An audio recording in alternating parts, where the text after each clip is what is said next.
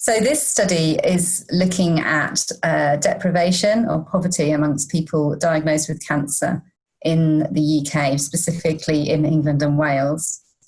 We're interested in knowing about the survival of these people after their diagnosis. And we already know that people who live in very deprived areas have much poorer outcomes than people who live in affluent areas.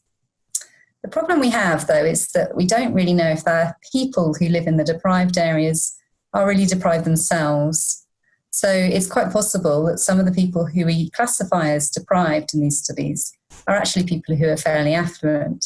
So we're conducting a study to see whether the people who we think are deprived by their area, by where they live, are actually deprived personally.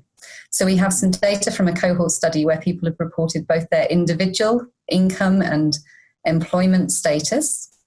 And we classified them whether they're deprived or affluent, and then we compare that to what we would know if we just looked at census and administrative data for the area they lived in.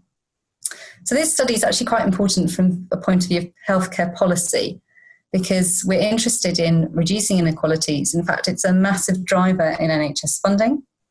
But the basis of those policies usually rests on research which is done on an ecological or an environmental measure, that is, using people's areas or where they live to determine whether they're poor or affluent, deprived or affluent. This study will show us much better whether we're actually targeting the right people. Particularly what it will show is whether poorer patients actually fare a little bit better if they live in more affluent areas compared to poorer patients who live in poorer areas. And that actually has quite significant implications for the way money is spent and the way healthcare policy is rolled out in relation to inequalities, both for cancer, but also for many other diseases as well.